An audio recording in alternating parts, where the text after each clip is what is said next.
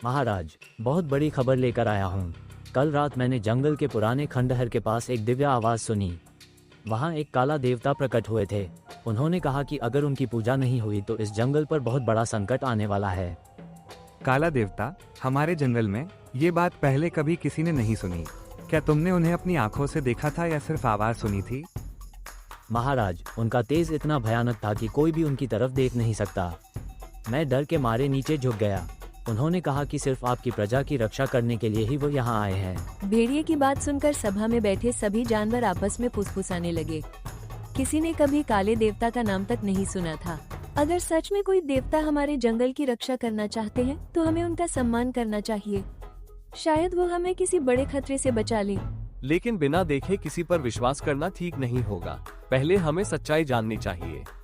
कहीं ये कोई धोखा तो नहीं? महाराज, मुझे भी यह बात थोड़ी अजीब लग रही है, लेकिन अगर सच में कोई दिव्य शक्ति वहाँ मौजूद है तो हमें जाकर खुद जांच करनी चाहिए। ठीक है, हम सभी आज ही उस खंडहर में चलेंगे।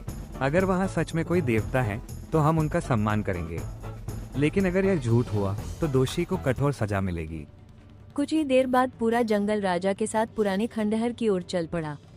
वहाँ एक बहुत बड़ी अंधेरी गुफा थी। गुफा के अंदर घना अंधेरा था और बाहर सन्नाटा पसरा हुआ था। अचानक गुफा के अंदर से एक भारी और डरावनी आवाज गूंजी। रुक जाओ, कोई भी अंदर आने की कोशिश मत करना। मैं इस जंगल का काला देवता हूँ। जो मेरी आज्ञा का पालन करेगा उसका जंगल हर संकट से सुरक्षित रहेगा।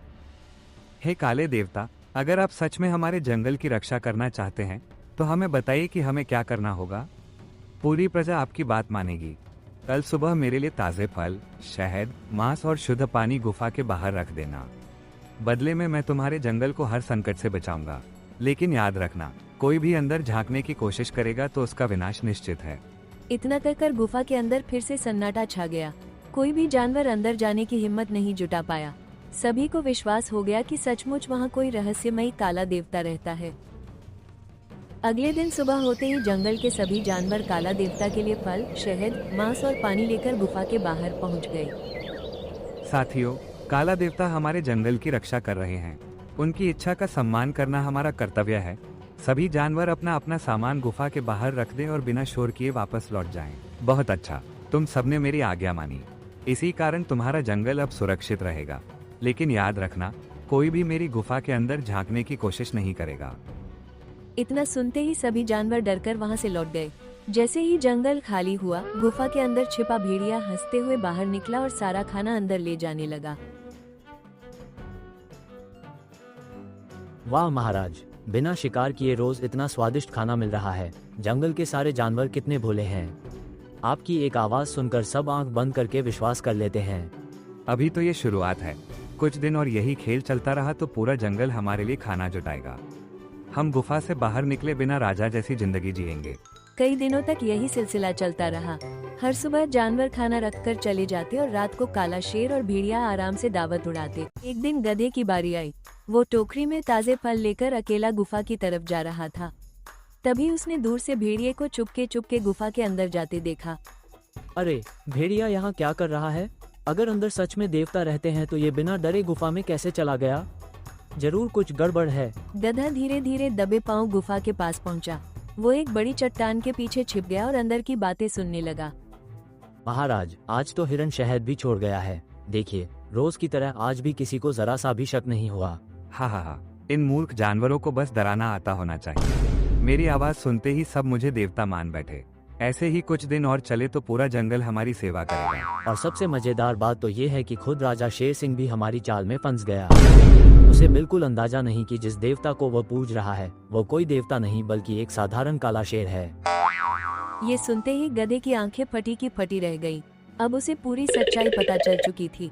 बिना आवाज किए वो वहाँ से भागा और सीधा राजा शेर सिंह के महल की ओर दौड़ पड़ा। गधा बिना एक पल गनवाए राजा शेर सिंह के दरबार में पहुंचा। उसकी सांसें तेज चल रही थी, चेहरा घबराया हुआ था। राजा शेर हैरानी से उसकी ओर देखने लगे। महाराज, हमें बहुत बड़ा धोखा दिया गया है। गुफा में कोई देवता नहीं रहता। वहाँ एक काला शेर और उसका मंत्री भेड़िया मिलकर हम सबको बेवकूफ बना रहे हैं। मैंने अपनी आंखों से दोनों को बात करते देखा है। ये बहुत बड़ा आरोप है। अगर तुम्हारी बात झूठ निकली तो पूरे जंगल में डर फैल जाएगा। क्या तुम्हारे पास कोई सबूत भी है? महाराज, मैंने दोनों की पूरी बातचीत सुनी है। वे हमारा लाया हुआ खाना खा रहे हैं और हमारी मूर्खता पर हंस रहे हैं। अगर विश्वास नहीं हो तो मैं अभी आपको सच दिखा सकता हूँ। राजा शेर सिंह कुछ देर सोचने लगा, फिर उसने गधे और लोमड़ी को अपने पास बुलाकर धीरे धीरे एक गुप्त योजना समझाई। Down in the wrong direction on a one-way street. They'll probably get 20 years for this. Aha, gotcha. Parking next to a fire hydrant in the one. हम पहले की तरह भोजन लेकर गुफा जाएंगे, लेकिन इस बार हम उनकी चाल में नहीं फंसेंगे। जैसे ही मैं इशारा दूंगा, गधा वही करेगा जो हमने तय किया है। अगले दिन सभी जानवर पहले की तरह फल, शहद और भोजन लेकर गुफा के बाहर पहुंचे। अंदर से फिर वही भारी आवाज गूंजी। भोजन गुफा के बाहर रख दो और तुरंत यहाँ से चले जाओ।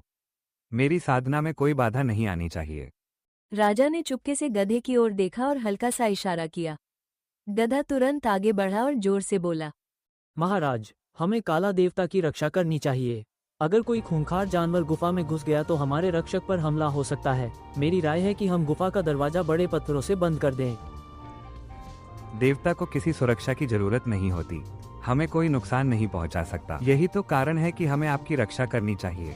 जो हमारे जंगल की रक्षा कर रहे हैं, उनकी सुरक्षा करना हमारा धर्म है। महाराज सही कह रहे हैं। अगर कोई दुश्मन यहाँ आ गया तो बड़ी मुसीबत हो जाएगी। हमें अभी गुफा का दरवाजा बंद कर देना चाहिए। अब लगभग सभी जानवर राजा की बात से सहमत हो गए। भालू और गधा बड़े बड़े पत्थर उठाकर गुफा के मुंह की ओर बढ़ने लगे। अंदर बैठे काला शेर और भेड़िए के चेहरे का रंग उड़ चुका था। जैसे ही भालू और गधा गुफा का दरवाजा बड़े बड़े पत्थरों से बंद करने लगे, अंदर बैठे काले शेर और भेड़िए की घबराहट बढ़ गई। उन्हें समझ आ गया कि अब उनका राज ज्यादा देर तक छिप नहीं पाएगा। रुको रुको, दरवाजा मत बंद करो। मैं देवता नहीं हूँ। मुझसे बहुत बड़ी गलती हो गई। कृपया हमें बाहर निकलने दो। क्या? तो सच में कोई देवता नहीं था? हम सबको इतने दिनों तक बेवकूफ बनाया गया। महाराज, मुझे माफ कर दीजिए। ये सब मेरी ही योजना थी। मैंने काले शेर को देवता बनाकर गुफा में छिपाया। हम दोनों रोज आपका लाया हुआ भोजन खाते थे और आप सबको झूठी बातें सुनाकर डराते थे। तो तुमने पूरे जंगल का भरोसा तोड़ा, झूठ बोलकर प्रजा को डराया और उनकी मेहनत का खाना लूटते रहे। ऐसे धोखेबाज को माफी नहीं मिल सकती। महाराज, लालच में आकर मैंने बहुत बड़ा पाप किया। मैं दोबारा कभी ऐसा नहीं करूंगा। बस एक मौका दे दीजिए। मुझे भी माफ कर दीजिए महाराज। मैं ही सबका असली दोषी हूँ। काले शेर को भी मैंने ही इस धोखे के लिए तैयार किया था।